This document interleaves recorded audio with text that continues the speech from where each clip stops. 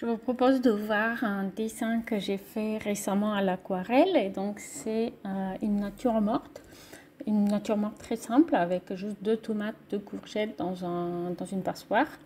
Et c'est un peu une première puisque jusque-là j'avais seulement fait des natures mortes de un fruit ou un légume, mais pas l'ensemble entier. Donc j'ai commencé évidemment par esquisser le tout avec un crayon papier. Je pense que, enfin, personnellement, je trouve que c'est pas vraiment la peine d'aller dans les détails dans cette esquisse. C'est juste histoire d'avoir à peu près les proportions et le positionnement des objets. Et donc là, j'ai utilisé un liquide de masquage pour faire des petits points, puisque la passoire, elle a des trous évidemment, donc, et à l'arrière, les trous sont plus clairs que la passoire, alors qu'à l'avant, c'était plutôt des trous foncés. Donc j'ai utilisé le masquage pour garder du blanc, et devant, j'ai fait des petits points avec un bleu foncé. Et donc au début, j'ai commencé par faire des aplats verts pour mes courgettes. Et puis, vous allez voir qu'après, je vais progressivement rajouter des ombres. Mais au début, c'est vraiment juste des aplats de couleurs. La même chose pour les tiges des tomates et les feuilles. Donc au début, c'est juste un aplat vert. Et puis après, petit à petit, je vais saturer à certains endroits la couleur. Et je vais rajouter un petit peu de l'ombre. Pour la passoire, en revanche, je vais commencer par donner du volume tout de suite avec différentes nuances de bleu. Donc à l'avant, elle est un petit peu plus claire et à l'arrière, c'est plus foncé. Donc je vais essayer de faire ça. Alors après, il est important de laisser un petit temps de passage lorsqu'on a fait ces premières de séchage, pardon, lorsqu'on a passé ces premières aplats. Ce que moi, j'ai pas fait exactement là où j'ai passé le bleu par-dessus les courgettes. Vous avez vu, j'aurais dû attendre un petit peu plus.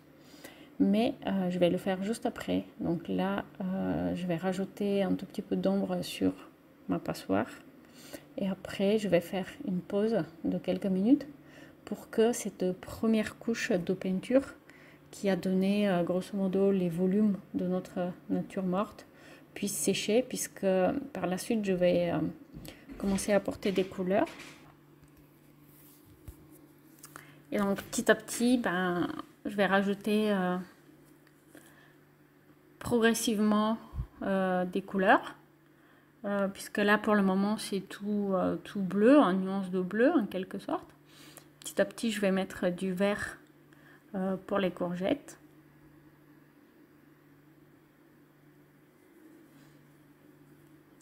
Les feuilles des tomates, elles sont assez foncées aussi.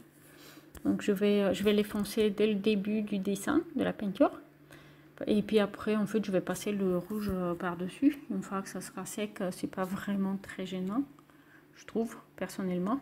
Après, si vous me suivez, vous le savez, je suis autodidacte. J'ai appris un peu par moi-même en faisant de l'aquarelle régulièrement, puisque ça me fait du bien, ça me relaxe. Donc après, peut-être parfois certaines techniques que je pratique ne sont pas exactement comme on devrait faire. Mais bon, je m'améliore chaque jour, hein, d'une part, et d'autre part, à partir du moment où ça marche pour moi, voilà, ça me convient. Donc là, sur ce dessin, j'étais pas très contente sur mon pot. Je trouvais que là, typiquement, cette phase-là, il est mieux qu'à la fin du dessin. Il est plus net, les contrastes sont plus forts et je trouve qu'en fait, je l'ai un petit peu gâché. Et c'est quelque chose qui m'arrive souvent dans la pratique. Parfois, je n'arrive pas à m'arrêter au bon moment. Et après, à l'aquarelle, quand c'est gâché, c'est gâché. On peut difficilement l'améliorer. Donc voilà, pour les tomates, j'ai d'abord mis un rouge relativement clair. Et puis après, petit à petit, j'ai foncé du côté de l'ombre pour donner du volume à mes tomates. Et voilà le moment où j'ai gâché mon pot. Je trouve que là, j'avais pas attendu assez que ça sèche. Du coup, vous pouvez voir le rouge de la tomate qui a dépassé un petit peu sur le pot. Donc c'est dommage. Mais bon, ça arrive, n'est-ce pas? Et donc là, j'ai rajouté un petit peu plus de vert sur les courgettes aussi pour leur donner. Mais là, pour le coup, c'est un vert clair. En fait, c'était un mélange du vert que j'avais utilisé au début avec du jaune pour donner un petit peu de lumière à la courgette. Voilà, et puis c'est pas loin d'être fini. Donc n'hésitez pas à me dire ce que vous en pensez dans les commentaires.